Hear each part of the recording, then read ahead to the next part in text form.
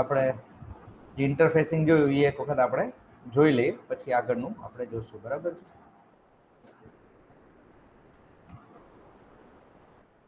તો આટલા ટોપિક આપણે આમાંથી અમુક ટોપિક આપણે કવર કરી લીધા છે, જેમ કે એક્સટર્નલ મેમરી, ઇન્ટરફેસિંગ, પછી ડિફરન્સ બિટવીન માઇક્રો પ્રોસેસર અને માઇક્રો કંટ્રોલર એ પણ આપણે જોયું હતું. એપ્લિકેશન ઓફ માઇક્રો કંટ્રોલર એ જોવાનું બાકી છે. બરાબર. તો પેલા બે ટોપિક છે એ એક વખત ફરીથી જોઈ લઈએ અને નીચે પછી એપ્લિકેશન આપણે કમ્પ્લીટ કરી લઈએ. બરાબર. જો આપણે આ છે આમાં 64 રેમ અને 64K રોમ બે વસ્તુ કનેક્ટ કરી છે. બંને 64 છે. ને આ જે બીજી સ્લાઇડ હતી એમાં આપણે બંને 64 નહોતી. બરાબર છે. જો એક કેટલી છે, એક 8K રેમ છે અને બીજું છે 16K રોમ છે. તો 8K માટે કેટલી લાઈન જોઈએ? તો અહીંયા 0 થી 12 એટલે કે 13 લાઈન આપણે કનેક્ટ કરી છે. બરાબર છે. 13 લાઈન. તો 2:13 કરો તો તમને 8K મળે. બરાબર. અને 16K છે. તો 16K માટે આપણે કેટલી લાઈન કનેક્ટ કરી છે?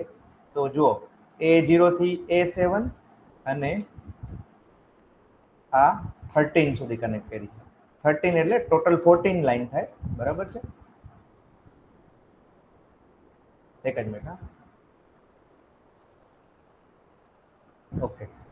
તો જુઓ, અહીંયા A13 સુધી છે, મીન્સ 14 લાઈન. તો 2:14 કરો તો 16K મળે. અને 13 લાઈન એટલે કે A0 થી A12 એટલે 13 લાઈન. 13 લાઈનમાં તમે 8K કનેક્ટ કરી શકો. અને આગળની જે ફિગર છે ને એમાં બધી મીન્સ કે 16 લાઈન બધી લાઈન કનેક્ટ કરી છે. જુઓ, અહીંયાથી આપણે 8 લાઈન આ કનેક્ટ કરેલી છે. બરાબર છે. અને બીજી 8 લાઈન લેચ થ્રુ કનેક્ટ કરી છે. બરાબર છે. એક જ મિનિટ. પોર્ટ 2 આવ્યું આ રીતે. બરાબર. એટલે અહીંયા 8 ને 8 16 લાઈન શું કામે? કેમ કે 16 લાઈન કનેક્ટ કરશું તો જ 64 કિલોબાઇટ રેમ કનેક્ટ થશે. અને એ જ 16 લાઈન પાછા આપણે અહીંયા રોમમાં પણ કનેક્ટ કરેલી છે આ રહી. બરાબર છે. 16 લાઈન રોમમાં પણ કનેક્ટ કરેલી છે. હવે રેમ અને રોમમાં ખાલી ડિફરન્સ એટલું છે કે આપણે રેમમાં છે એ ખાલી આ રીડ અને રાઈટ રેમમાં બે કરી શકીએ, જબકે રોમમાં ખાલી આપણે રીડ કરી શકીએ, રાઈટ ના કરી શકીએ. એટલે આમાં ખાલી રીડ નો સિગ્નલ આવશે, ઓલામાં રીડ રાઈટ બંને સિગ્નલ આવશે. બરાબર છે. ઓકે. તો આ થઈ ગયું તમારું એક્સટર્નલ મેમરી ઇન્ટરફેસ. એ આપણે થોડુંક ડિટેલમાં જોયું હતું ઓલરેડી. બરાબર છે. આમાં ખાસ 3-4 પિન યાદ રાખવાની. પહેલો તો પોર્ટ 0 છે. બરાબર છે. એ એડ્રેસ માટે છે. પોર્ટ 2 છે એ પણ એડ્રેસ માટે છે. પછી એક એડ્રેસ લેચ એનેબલ છે. એડ્રેસ લેચ એનેબલ એટલે હોય છે કેમ કે અહીંયા સપોઝ ડેટા આવે, ધારો કે અહીંયા ડેટા આવે તો ઉપરની જે પોર્ટ 0 છે એમાં એડ્રેસ પણ હોય છે અને ડેટા પણ હોય છે. તો ડેટા છે એની વચ્ચે તમારે લેચ રાખવી પડે, કેમ કે ALE જ્યારે એનેબલ હોય ત્યારે એડ્રેસ આવે અને ડિસેબલ હોય ત્યારે ડેટા આવે. એટલે વચ્ચે તમારે લેચ મૂકવી પડે. એ જ રીતે જો અહીંયા પણ આપણે લેચ મૂકેલી છે. જુઓ, અહીંયા પણ એક લેચ મૂકેલી છે. એ લેચનું કામ શું હોય કે નીચેની જે 8 લાઈન છે એડ્રેસ પ્લસ ડેટા, તો જ્યારે ALE હાઈ હશે ત્યારે અહીંયા એડ્રેસ જશે અને જ્યારે ALE લો હશે ત્યારે આ પાથ બંધ થઈ જશે, અહીંયાથી ખાલી ડેટા જશે. બરાબર. અને અહીંયાથી ડેટા જશે. બરાબર છે. Okay, clear. તો એડ્રેસ લેચ એનેબલ થી તમે વચ્ચે એક લેચ મૂકી અને એડ્રેસ અને ડેટાને તમે ડિફરન્શિએટ અથવા અલગ કરી શકો. EA છે એ હંમેશા ગ્રાઉન્ડ રાખવાનું, કેમ કે EA ગ્રાઉન્ડ રાખશો તો જ એક્સટર્નલ મેમરી એક્સેસ થશે. જો EA હાઈ રાખશો તો એક્સટર્નલ મેમરી એક્સેસ થશે નહીં. બરાબર. અને રેમમાં છે એ રીડ અને રાઈટ બંને લાઈન આપવાની, જબકે રોમમાં ખાલી PSEN અથવા સ્ટ્રોબ આ લાઈન આપવાની. બરાબર છે. એટલે જ્યારે તમને એક્સેસ કરવી હોય રોમ ત્યારે તમે 29 નંબરની પિનથી તમે એમને એક્સેસ કરી શકો. બરાબર. ઓકે. તો આ આપણે એક્સટર્નલ મેમરી કનેક્ટ કેવી રીતે થાય એ આપણે જોયું હતું. આની ડિટેલ છે જે લાસ્ટ ટાઈમ આપણે ઓલરેડી જોઈ હતી. બરાબર છે. ઓકે. હવે માઇક્રો પ્રોસેસર અને માઇક્રો કંટ્રોલરમાં શું ડિફરન્સ છે તેમાં ટેબલ આપેલું છે. આમાં ઘણી બધી સિમિલરિટી છે અને ઘણા બધા ડિફરન્સ છે. બરાબર છે. ઘણી બધી સિમિલરિટી અને ઘણા બધા ડિફરન્સ છે. તો સિમિલરિટી શું છે? તો તો ભાઈ આમાં 40 પિન છે તો કંટ્રોલરમાં પણ 40 પિન છે. આમાં 16 એડ્રેસ લાઇન હોય તો આમાં પણ 16 એડ્રેસ લાઇન હોય. આમાં 8 ડેટા લાઇન છે તો આમાં 8 ડેટા લાઇન છે. હવે ડિફરન્સ શું છે? આમાં ઇન્ટરપ્ટ પિન છે એ 5 ઇન્ટરપ્ટ પિન છે, બરાબર છે, જબકે અહીંયા 2 છે ઇન્ટરપ્ટ લાઇન, બરાબર. પછી અહીંયા આઈઓ પિન્સ 2 છે, એસઆઈડી ને એસઓડી. અહીંયા આઈઓ પિન 32 છે. 32 કેવી રીતે? એટલે કે 4 પોર્ટ છે અને ચારે પોર્ટમાં 8 પિન છે, બરાબર, એટલે 32. પછી બીજું ઘણું બધું ડિફરન્સ છે, જેમ કે જુઓ આમાં 7 રજીસ્ટર હોય, આમાં 34 રજીસ્ટર હોય. 7 રજીસ્ટર કેવી રીતે? એ, બરાબર, પછી એ, પછી બી, સી, ડી, ઈ અને એચએલ, બરાબર, એટલે 7 રજીસ્ટર. આમાં 34 કેવી રીતે? તો આમાં 4 બેંક છે તો દરેક બેંક 4 બેંકમાં દરેક બેંકમાં કેટલા રજીસ્ટર છે? 8 રજીસ્ટર છે, R0 થી R7. તો 32 આ થયા પ્લસ એ રજીસ્ટર એટલે એક્યુમ્યુલેટર અને પ્લસ બી રજીસ્ટર, બરાબર, આટલું જ છે આમાં. એટલે આમાં કેટલા છે? 34 8 બીટના રજીસ્ટર છે. પછી 16 બીટના રજીસ્ટર કેટલા છે? 2 થી 5 અને આમાં ફક્ત 2 છે, પ્રોગ્રામ કાઉન્ટર, બરાબર છે, અને બીજું એક, બરાબર. અને આમાં 2 થી 5 શું કામે લખ્યા છે? કેમ કે એમાં બીસી, એચએલ, ડી પેર તરીકે પણ ગણો તો 16 બીટના રજીસ્ટર જ ગણાય. એટલે આમ 2 છે પણ જો તમે રજીસ્ટર પેર ને ગણો તો 5 થઈ જાય, બરાબર છે. પછી સ્ટેક સાઇઝ તો નોટ ફિક્સ્ડ ને આમાં 128 સ્ટેક મેમરી ફિક્સ છે, બરાબર, ઓકે. પછી ઇન્ટરનલ રોમ અને ઇન્ટરનલ રેમ તો આમાં 8085 માં હોય જ નહીં, હંમેશા બહારથી જ કનેક્ટ કરવી પડે. જબકે 8051 એટલે કે કંટ્રોલરમાં 4 કિલોબાઇટ રોમ છે અને 128 બાઇટ રેમ છે, બરાબર.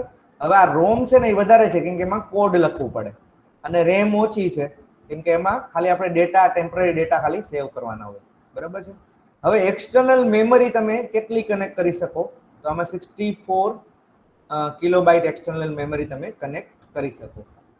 આમાં 128 કિલોબાઇટ અહીંયા ભૂલથી લખાઈ ગયો છે, એકચ્યુઅલી અહીંયા તમે બે વખત 64 બાઇટ કિલોબાઇટ કનેક્ટ કરી શકો. તો આપણે આમાં કરેક્શન કરી નાખ્યું થોડુંક, અહીંયા કંઈક ટાઈપિંગમાં કે કંઈક ભૂલ થઈ ગઈ છે, બરાબર. એક જ મિનિટ આપણે વેરીફાઈ કરી લઈએ, બરાબર છે. કેમ કે 64 કિલોબાઇટના 2 મેમરી તમે એમાં કનેક્ટ કરી શકો, બરાબર, ઓકે.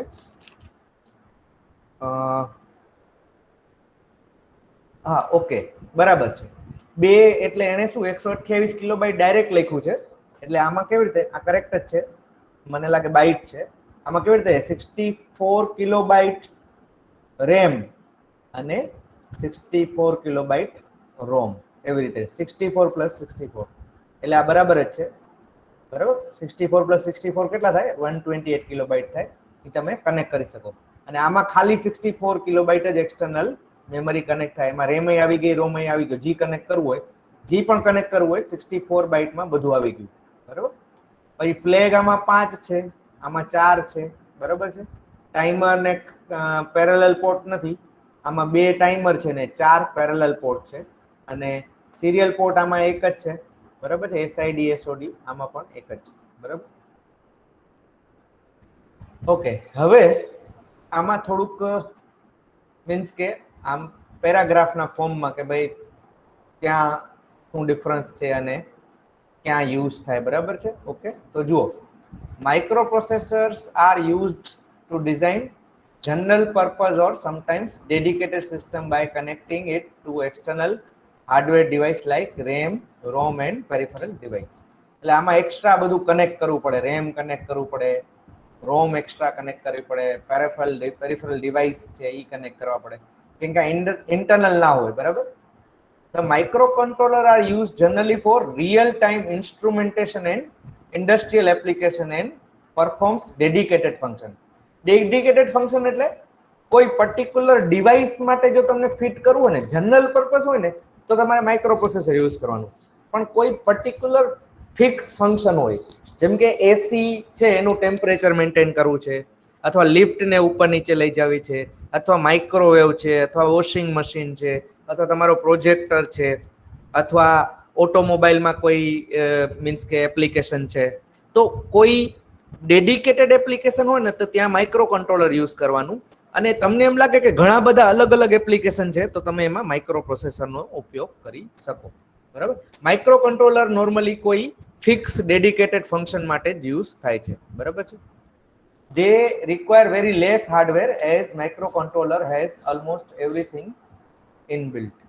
બરાબર છે. ઓકે, તો માઇક્રો કંટ્રોલરમાં લગભગ બધી વસ્તુઓ હોય છે, ઇનબિલ્ટ બધું હોય છે, એટલે એમાં રેમ રોમ ને એમાં બધું લપ હોતી નથી. બરાબર છે. હવે એપ્લિકેશન ઓફ માઇક્રો કંટ્રોલર. હવે આ છે ને ખાલી માઇક્રો કંટ્રોલરની જ એપ્લિકેશન લખી છે, અહીંયા માઇક્રો પ્રોસેસરની નથી લખી. જ્યારે આપણે નેક્સ્ટ ચેપ્ટર આવશે ત્યારે બંનેની અમુક અમુક એપ્લિકેશન જોશું, એમાં માઇક્રો પ્રોસેસર અને માઇક્રો કંટ્રોલરની બે એપ્લિકેશન આવશે. અહીંયા શું છે કે 4 બીટ માઇક્રો કંટ્રોલર અથવા 8 બીટ હોય, 16 બીટ હોય, તો એની બધાની અલગ અલગ એપ્લિકેશન ક્યાં થાય એ જસ્ટ લખ્યું છે. બરાબર. ફર્સ્ટ છે 4 bit micro controller used in large volume with less cost. Typical application in toys produced in large volume.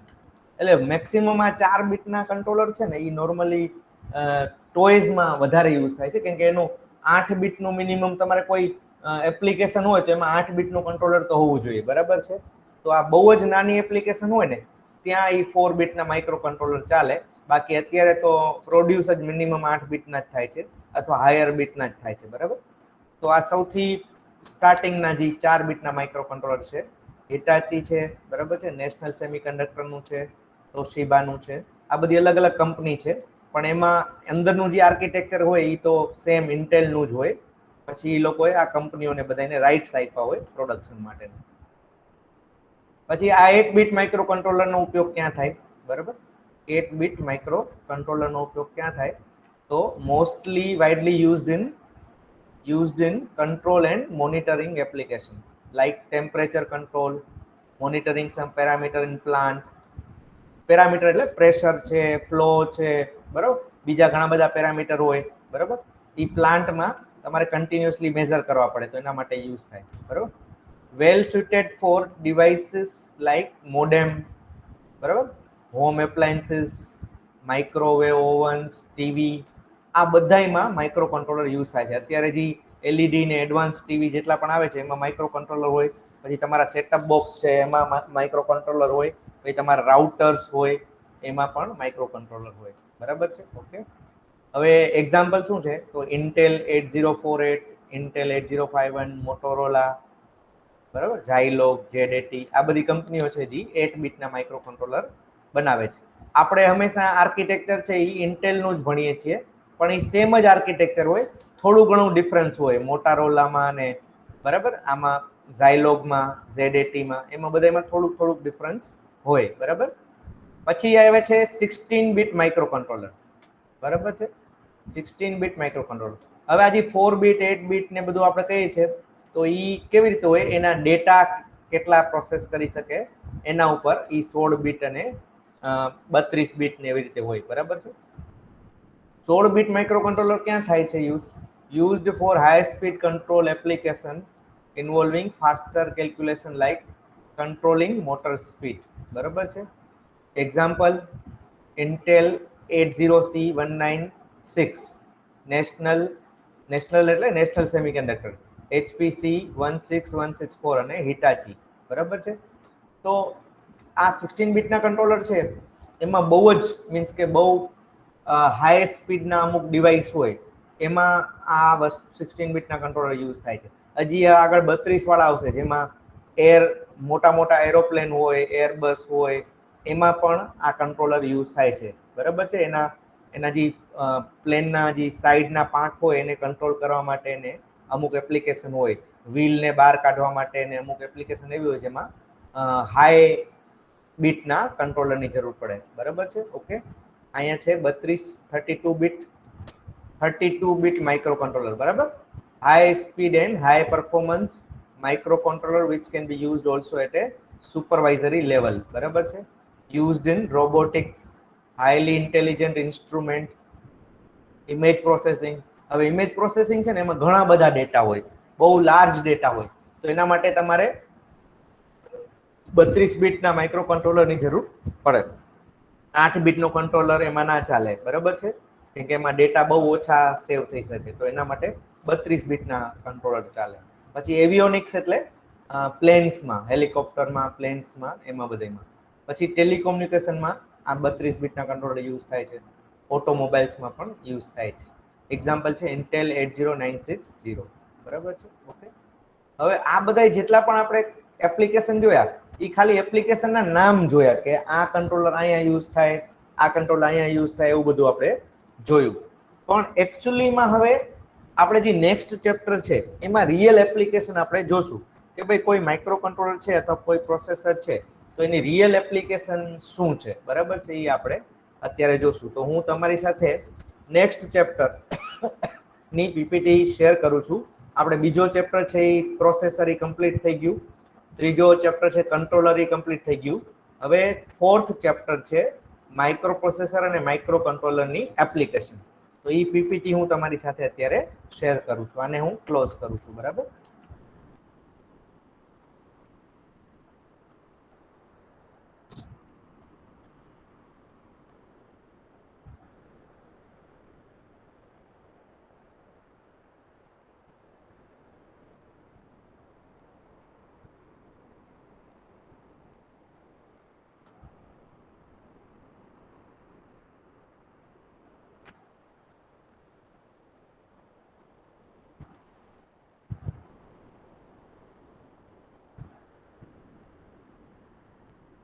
Okay, તો આ ચેપ્ટર જુઓ તમારે આવી ગયું હશે, એક જ મિનિટ.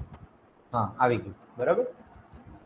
આ જે ચેપ્ટર છે એનું નામ છે micro controller and micro processor and micro controller application, બરાબર. ચેપ્ટર નંબર 4 છે અને આનું ફર્સ્ટ લેક્ચરની પીપીટી આપણે અહીંયા છે, બરાબર. હવે આપણે માઇક્રો પ્રોસેસર અને માઇક્રો કંટ્રોલરની અલગ અલગ એપ્લિકેશન ડિટેલમાં જોશું, બરાબર. એનું પ્રોગ્રામિંગ ને એનું બધું ડિટેલમાં નહીં આવે, પણ જસ્ટ કેવી રીતે એની એપ્લિકેશન બની શકે એ આપણે જોશું, બરાબર છે. ઓકે, તો સૌથી પહેલા introduction, different types of memory, બરાબર. કેમ કે આપણે કોઈ પણ એપ્લિકેશન સમજવી હોય તો એમાં મેમરી કેવી રીતે કામ કરે એ સમજવી પડે. તો એમાં કેટલા ટાઈપની રેમ છે, સ્ટેટિક રેમ છે, ડાયનેમિક રેમ છે. આ જે રેમ છે એ તમારે એક વખત ડિજિટલમાં પણ ઓલરેડી આવી જાય છે, સ્ટેટિક રેમ, ડાયનેમિક રેમ ને એના, બરાબર. પછી રેમ કન્ફિગરેશન છે. કન્ફિગરેશન એટલે કે રેમ છે એને તમારે કેવી રીતે તમે કનેક્ટ કરશો, બરાબર છે. રેમને કેવી રીતે કનેક્ટ કરવાનું એ તમારામાં આવશે. પછી જ્યારે પણ તમે રેમ કનેક્ટ કરો ને તો એમાં ઇનબિલ્ટ ડીકોડર હોય, રેમમાં ઇનબિલ્ટ ડીકોડર હોય. તો આપણે ડીકોડરને પણ સમજશું. એકચ્યુઅલી ડિજિટલમાં ડીકોડર ભણીએ છીએ આપણે, 3 to 8 ડીકોડર, 4 to 16 ડીકોડર, એવા ડીકોડર ઓલરેડી આપણે ભણીએ છીએ, બરાબર. પણ અત્યારે ખાલી હું તમને ઓવરવ્યૂ આપીશ, બરાબર. પછી ડીકોડર ઇન રેમ એટલે રેમમાં ડીકોડર કેવી રીતે ઉપયોગ થાય એ આપણે જોશું, બરાબર છે. પછી નેક્સ્ટ છે, આ પેલા ઇન્ટ્રોડક્શનથી આપણે સ્ટાર્ટ કરીએ, બરાબર છે. સૌથી પહેલા મેમરી આવશે, પછી ડીકોડર આવશે, બરાબર. તો મેમરી આપણે ઓલરેડી ભણી ગયા છીએ, તો થોડુંક તમને યાદ હશે, પણ આપણે અહીંયા બધી જેટલી પણ મેમરી આવે છે એ આપણે જોશું, બરાબર. Memory is an essential component of microprocessor based system. કેમ માઇક્રોપ્રોસેસર બેઝ સિસ્ટમ લખ્યું છે? કેમ કે માઇક્રો કંટ્રોલરમાં તો ઇનબિલ્ટ જ આવે છે. જ્યારે તમે માઇક્રોપ્રોસેસર યુઝ કરતા હોય, બરાબર છે, ત્યારે તમારે મેમરીને સમજવી પડે ડિટેલમાં, બરાબર. There are mainly 2 types of memory, primary memory and secondary memory, બરાબર છે. તો પ્રાઇમરી મેમરી એટલે શું, બરાબર છે. તો આપણે નોર્મલી સેકન્ડરી મેમરી છે ને એ રિમૂવેબલ હોય, તો પ્રાઇમરી મેમરી છે ને એ રિમૂવેબલ ના હોય, બરાબર છે. ઓકે, જેમ કે આ રેમ અને રોમ આર પ્રાઇમરી મેમરી. પછી આ ફ્લોપી ડિસ્ક છે ને એ તમે રિમૂવ કરી શકો, બરાબર છે. આ હાર્ડ ડિસ્ક છે, તમારી યુએસબી ડ્રાઈવ છે, ટેપ ડ્રાઈવ છે, જેમાં તમે ડેટા સેવ કરી ને પછી કાઢી શકો.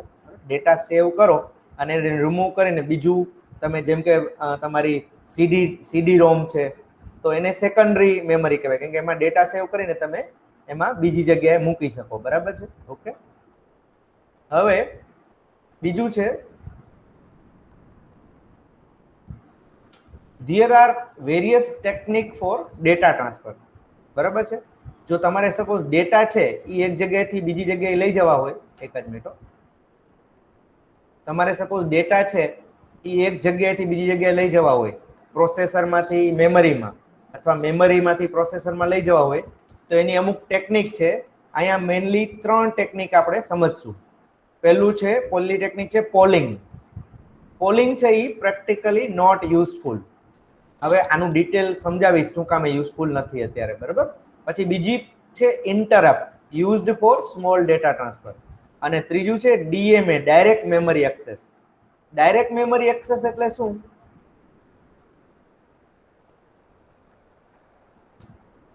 ઓકે, અત્યારે વિશાલ છે એ જોઈન કર્યું છે મેં. લેટ છે ને ના આવો, કેમ કે તમે લેટ આવશો એટલે જોઈન મારે વચ્ચે ડિસ્ટર્બ થાય છે, બરાબર. એટલે અત્યારે તો મેં આવવા દીધું, પણ નેક્સ્ટ ટાઈમ તમે ટાઈમે આવી જાજો, બરાબર. વિશાલ, અવાજ આવે છે? વિશાલ મકવાણા. વિશાલ, તારું માઇક ચાલુ છે? ના સર. ઓકે, તો તને મેં કીધું કે ટાઈમે આવી જાવ, બરાબર, નહીં તો એન્ટ્રી નહીં થાય ક્લાસમાં. ઓકે સર, પર્સનલ રીઝન હતું. હા, કાંઈ વાંધો નહીં, પણ તો નેક્સ્ટ લેક્ચરમાં જોઈન થવાનું, બીજા લેક્ચરમાં, બરાબર. ઓકે. ના સર, તમારા લેક્ચરમાં 9:15 જોઈન થઈ જ જાવ. Okay, done. ચલો હવે જુઓ, આમાં જે પોલિંગ મેથડ છે, બરાબર. પોલિંગ મેથડ એટલે શું? કે ધારો કે એક, અત્યારે ડિટેલમાં આવશે જ, આ તો જસ્ટ હું તમને પહેલાથી સમજાવી દઉં. જો પોલિંગ મેથડ એટલે શું? ધારો કે આ માઇક્રો કંટ્રોલર છે, બરાબર છે, અને અહીંયા ઘણા બધા ડિવાઇસ છે, ધારો કે, બરાબર છે. ધારો કે 3 ડિવાઇસ છે, બરાબર છે. 3 ડિવાઇસ, અત્યારે આપણે 8, 10 ગમે એટલા ડિવાઇસ ગણી શકીએ. હવે પોલિંગમાં કેવું થાય કે પ્રોસેસર અથવા કંટ્રોલર છે એ પહેલા એક ડિવાઇસને પૂછે ડેટા ટ્રાન્સફર કરવા છે, પછી બીજા ડિવાઇસને પૂછે, પાછો ત્રીજા ડિવાઇસને પૂછે, પાછા પહેલા ડિવાઇસને પૂછે, પાછું બીજાને પૂછે, પાછા ત્રીજાને પૂછે. તો હવે આમાં પોલિંગમાં શું થાય કે આ પ્રોસેસર અથવા કંટ્રોલર છે એ કન્ટિન્યુઅસલી બિઝી રહે, કેમ કે દરેકને એક એકને પૂછવાનું કે ભાઈ તમારે ડેટા ટ્રાન્સફર કરવા છે, પછી એની ઈચ્છા હોય તો કરે, બરાબર. પછી ઇન્ટરપ્ટમાં કેવું હોય કે ઇન્ટરપ્ટમાં જેને ડેટા ટ્રાન્સફર કરવા હોય ને એ પ્રોસેસર અથવા કંટ્રોલરને ઇન્ટરપ્ટ કરે. હા, સપોઝ આ ફર્સ્ટ નંબર ડિવાઇસને ધારો કે ડેટા ટ્રાન્સફર કરવા છે, તો ફર્સ્ટ નંબર ડિવાઇસ છે એ પ્રોસેસર અથવા કંટ્રોલરને ઇન્ટરપ્ટ કરે, પછી એને એકનોલેજ કરે કે ઓકે ડેટા ટ્રાન્સફર કરવાના છે, બરાબર. તો પોલિંગ કરતા છે ને ઇન્ટરપ્ટ વધારે સારું, કેમ કે પ્રોસેસર અથવા કંટ્રોલર બિઝી ના રહે, બરાબર છે. જ્યારે કોઈ ઇન્ટરપ્ટ કરે ને ત્યારે એને સર્વ કરવાનું, બરાબર છે.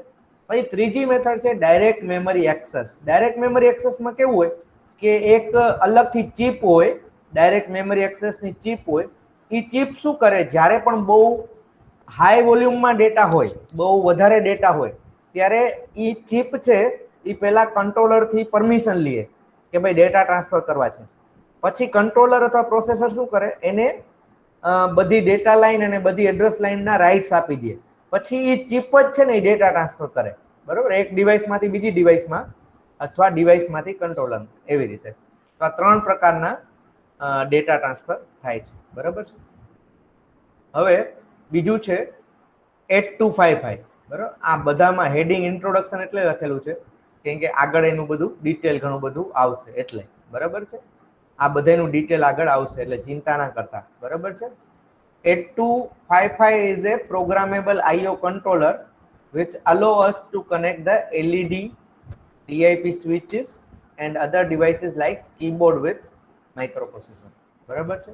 તો આ 8255 છે ને એ પ્રોગ્રામેબલ IO કંટ્રોલર છે. નોર્મલી કેવું હોય કે જો તમારે 8051 કંટ્રોલર યુઝ કરતા હોય તો IO પોર્ટની જરૂર ના પડે, પણ જ્યારે તમે 8085 પ્રોસેસર યુઝ કરતા હોય તો પ્રોસેસર માટે તમને આ 8255 IO કંટ્રોલર યુઝ કરવું પડે, કેમ કે એમાં પોર્ટ છે, એક્સ્ટ્રા પોર્ટ છે, બરાબર છે.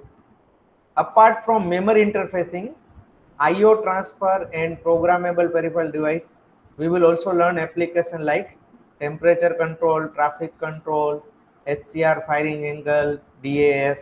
આ બધી એપ્લિકેશન ડિટેલમાં આવશે, બરાબર છે. ઓકે, તો સૌથી પહેલા આપણે મેમરીની વાત કરીએ.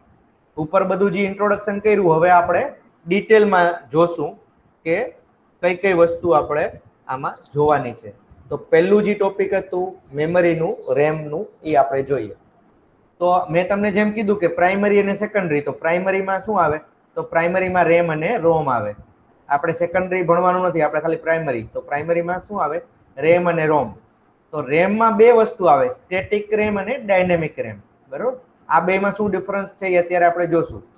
પછી રોમમાં ચાર વસ્તુ આવે, માસ્ક રોમ, પ્રોગ્રામેબલ રોમ, ઇરેઝેબલ પ્રોગ્રામેબલ રોમ અને ઇલેક્ટ્રિકલી ઇરેઝેબલ પ્રોગ્રામેબલ રોમ. બરાબર? આને ત્રીજા નંબર છે એને ઈપી રોમ પણ કહેવાય. બરાબર છે? અને આ ઈ સ્ક્વેર પી રોમ. બરાબર છે? ઇલેક્ટ્રિકલી ઇરેઝેબલ પ્રોગ્રામેબલ રોમ. બરાબર? અને આને પી રોમ કહેવાય, પ્રોગ્રામેબલ રોમ. આમાં બધામાં શું ડિફરન્સ છે એ અત્યારે આવશે. બરાબર? સૌથી પહેલા સ્ટેટિક અને ડાયનેમિક રોમ જોઈ લઈએ આપણે. બરાબર છે? RAM, it is also known as a random access memory. આ એ છે, એનું નામ છે એક્સેસ. આ છે આર એટલે રેન્ડમ, રેન્ડમ એક્સેસ મેમરી. હવે એવું નામ શું કામે છે? કેમ કે રેન્ડમલી તમે ગમે એ ડેટા ગમે ત્યારે એક્સેસ કરી શકો. નોર્મલી છે ને અમુક વસ્તુ છે ને એ સિક્વન્શલી એક્સેસ કરવાની હોય, અને અમુક વસ્તુ તમે રેન્ડમલી એક્સેસ કરી શકો. બરાબર છે? પેલા જે જૂની બધી ડિસ્ક આવતી, બરાબર છે, તો એમાં પેલા ટ્રેક થી ચાલુ કરીને પેલામાં, બીજામાં, ત્રીજામાં, ચોથામાં એવી રીતે સિક્વન્સલી ડેટા ફાઇન્ડ કરતા. હવે આ રેમમાં કેવું છે? સિક્વન્સલી નહીં, તમે રેન્ડમલી ગમે તે ડેટા તમે એક્સેસ કરી શકો. ધારો કે તમારે 100 નંબરનું રજિસ્ટર એક્સેસ કરવું હોય, તો પહેલું, બીજું, ત્રીજું, ચોથું રજિસ્ટર એક્સેસ કરવાની જરૂર નથી. સીધું તમે 100 નંબરના રજિસ્ટર ઉપર જઈ શકો. બરાબર? It is volatile. Volatile means power બંધ થાય એટલે ડેટા ગયા. બરાબર? હવે રેમ છે એ બે પ્રકારની હોય, એક છે સ્ટેટિક રેમ અને એક છે ડાયનેમિક રેમ. બરાબર છે? તો સ્ટેટિક છે ને એમાં જે કમ્પોનન્ટ યુઝ થાય છે અને ડાયનેમિકમાં કમ્પોનન્ટ યુઝ થાય એ બે અલગ છે. બરાબર છે? કેવી રીતે અલગ છે એ આપણે જોઈએ. બરાબર? Static RAM, the basic memory cell is flip flop. તો સ્ટેટિક રેમમાં શું યુઝ થાય છે? ફ્લિપ ફ્લોપ યુઝ થાય છે. અને ફ્લિપ ફ્લોપમાં એટ એ ટાઈમ એક બીટ સેવ કરી શકો તમે, 1 અથવા 0. હવે ફ્લિપ ફ્લોપ તમે આપણે ડિજિટલમાં જેમ ભણી ગયા કે ફ્લિપ ફ્લોપમાં કેવું હોય કે એક સેટ બટન હોય, એક રીસેટ બટન હોય. ધારો કે અહીંયા સેટ બટન છે, અહીંયા રીસેટ બટન છે, ને અહીંયા ક્યુ અને ક્યુ બાર હોય. બરાબર છે? ડિજિટલમાં આપણે ભણી ગયા ક્યુ અને ક્યુ બાર. તો સપોઝ તમે સેટમાં 1 કરો તો આમાં 1 સેવ થાય, અને રીસેટમાં 1 કરો તો અહીંયા 0 સેવ થાય. બરાબર છે? ઓકે. તો તમે આમાં એટ એ ટાઈમ એક બીટ કરી શકો સેવ, કાં તો સેટ કાં તો રીસેટ. બરાબર? સેટમાં ક્યુ ઇક્વલ ટુ 1 હોય અને રીસેટમાં ક્યુ બાર ઇક્વલ ટુ 1 હોય. બરાબર છે? ઓકે. આવી રીતે. અને રીસેટમાં ક્યુ પાછો 0 થઈ જાય. નોર્મલી તમે ક્યુ બાર ને કન્સિડર ના કરો તો સેટમાં ક્યુ 1 હોય અને રીસેટમાં ક્યુ 0 હોય. આવી રીતે તમે સમજી શકો. બરાબર? હવે બીજું આગળ જુઓ. Static RAM does not require any refreshing circuit. Refreshing circuit એટલે શું? કે ડાયનેમિક રેમમાં કેવું હોય, આગળ આવશે, ડાયનેમિક રેમમાં કેપેસિટર યુઝ કરેલું હોય. હવે કેપેસિટર ઉપર જે તમારા ડેટા છે ને એ બહુ લોંગ ટર્મ સુધી ડેટા ના રહે. બરાબર છે? એટલે એને એક રિફ્રેશિંગ સર્કિટ હોય જેને ડેટાને કન્ટિન્યુઅસલી રિફ્રેશ કરે. જબકે આમાં ફ્લિપ ફ્લોપમાં એવું ના હોય. એક વખત તમે સેટ દબાવો તો એ 1 છે એ જેટલા સમય સુધી એમાં પાવર હોય તેટલા સમય સુધી એ 1 રહે. પાવર ઓફ થાય એટલે રેમના તો ડેટા વયા જાય. અને કેપેસિટરમાં કેવું હોય, પાવર ચાલુ હોય તેમ છતાં એ ડિસ્ચાર્જ થઈ જાય કેપેસિટર. બરાબર છે? તો એને રિફ્રેશ કરવું પડે. હવે આ છે ને કોસ્ટલી છે, કેમ કે એમાં ફ્લિપ ફ્લોપમાં છે ને જગ્યા વધારે રોકાય. બરાબર? It is faster as the access time is less. એટલે કે આ સ્ટેટિક રેમ છે એ બહુ ફાસ્ટ હોય. બરાબર છે? ઓકે. પછી નેક્સ્ટ છે ડાયનેમિક રેમ. બરાબર છે? ડાયનેમિક રેમમાં મેં જેમ તમને કીધું કે એમાં કેપેસિટર યુઝ થાય છે. The basic memory cell is MOS, MOSFET. બરાબર છે? It is stored bit in the form of charge. એટલે કે આ જે MOS ટ્રાન્ઝિસ્ટર છે, જે મેટલ ઓક્સાઇડ સેમિકન્ડક્ટર ટ્રાન્ઝિસ્ટર છે એ કેપેસિટર તરીકે કામ કરે. હા, એમાં ચાર્જના ફોર્મમાં સેવ થાય. તમને એમ થાય કે આ ટ્રાન્ઝિસ્ટર લખેલું છે, એ ટ્રાન્ઝિસ્ટર છે પણ એ કેપેસિટર તરીકે કામ કરે. બરાબર છે? ઓકે, કેમ કે એમાં બે ટાઈપના કેપેસિટન્સ હોય ટ્રાન્ઝિસ્ટરમાં. બરાબર, હવે આનું એડવાન્ટેજ શું છે?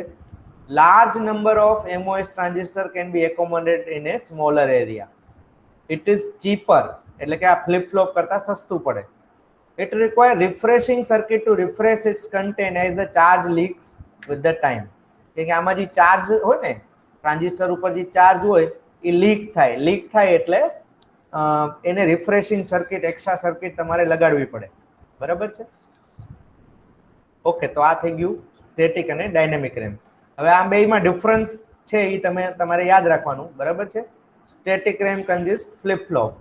બરાબર, આ એ અહીંયા ખોટું થઈ ગયું. ડાયનેમિક રેમ અહીંયા એ આવશે, આપણે કરેક્ટ કરી નાખશું પછી. D RAM consist most transistor, metal oxide semiconductor, આપણે મોસ્ફેટ નોર્મલી કહીએ છીએ, મોસ્ટ ટ્રાન્ઝિસ્ટર એન્ડ કેપેસિટર. બરાબર, information stored in the form of bits. બરાબર, એટલે આમાં 1010 ફોર્મમાં ઇન્ફોર્મેશન સેવ થાય, આમાં ચાર્જના ફોર્મમાં ઇન્ફોર્મેશન સેવ થાય.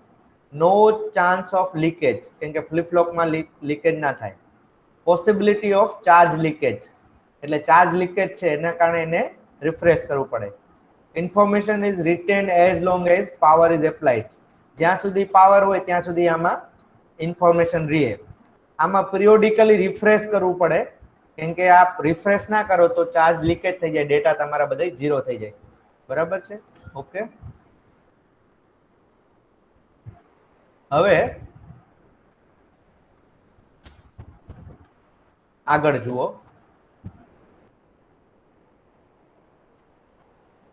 હવે સ્ટેટિક રેમમાં કેવું હોય? મોર પાવર કન્ઝમ્પશન, કેમ કે ફ્લિપ ફ્લોપમાં છે ને એ વધારે પાવર કન્ઝમ્પશન થાય. બરોબર, અને આમાં ડાયનેમિકમાં મોસ અને કેપેસિટર છે એટલે લેસ પાવર કન્ઝમ્પશન. આની સ્પીડ બહુ વધારે હોય, આની સ્પીડ ઓછી હોય. લો સ્ટોરેજ ડેન્સિટી. લો સ્ટોરેજ ડેન્સિટી એટલે શું? કે એક પર્ટિક્યુલર જગ્યા લઈએ, ધારો કે બરોબર 1 mm by 1 mm અથવા 10 mm by 10 mm ની જગ્યા લઈએ, તો આમાં જે ડેટા સ્ટોર થાય ને એમાં ઓછા ડેટા સ્ટોર થાય, અને આ મોસ વાળી રેમ હોય ને એમાં વધારે સ્ટોરેજ થાય. એટલે ડેન્સિટી એટલે શું? સેમ એરિયામાં આપણે બેયમાં 10 mm by 10 mm એરિયા લઈએ તો આ સ્ટેટિક રેમમાં ડેટા સેવ થાય એના કરતા ડાયનેમિક રેમમાં વધારે ડેટા સેવ થાય, કેમ કે આ જે ફ્લિપ ફ્લોપ છે એની ડિઝાઇન બહુ કોમ્પ્લેક્સ હોય. બરાબર છે? તો એમાં જગ્યા વધારે રોકાય, અને આમાં એક મોસ ટ્રાન્ઝિસ્ટર હોય તો એમાં એક બીટ થઈ ગયું, એવા હજારો તમે ટ્રાન્ઝિસ્ટર યુઝ કરી શકો બહુ નાના એરિયામાં. એટલે કે આને હાઈ સ્ટોરેજ ડેન્સિટી છે. બરાબર, યુઝડ એઝ કેશ મેમરી. બરાબર છે? And used as primary memory. હવે કેશ મેમરી એટલે શું?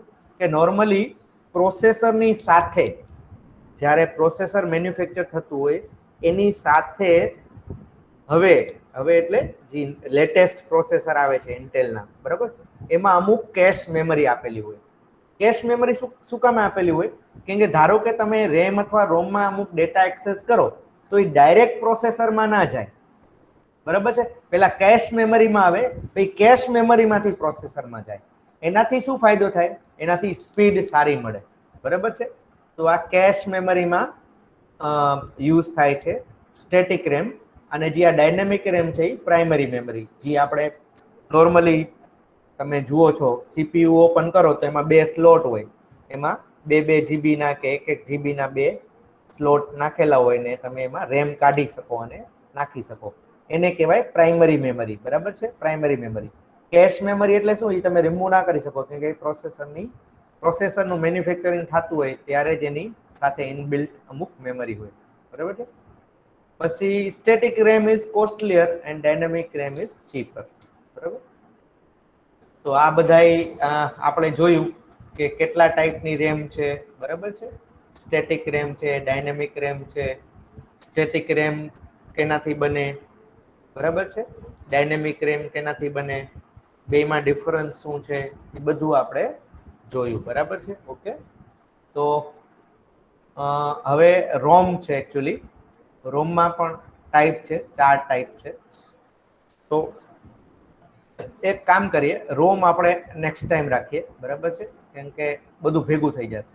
રોમના જે 4 ટાઈપ છે ને એ આપણે નેક્સ્ટ ટાઈમ કરશું. જો હું તમને દેખાડી દઉં, માસ્ક રોમ છે, બરાબર છે, પી રોમ છે, ઈપી રોમ છે અને ઈઈપી રોમ છે. ઘણા લોકો ઈ સ્ક્વેર પી રોમ કહે, બરાબર છે.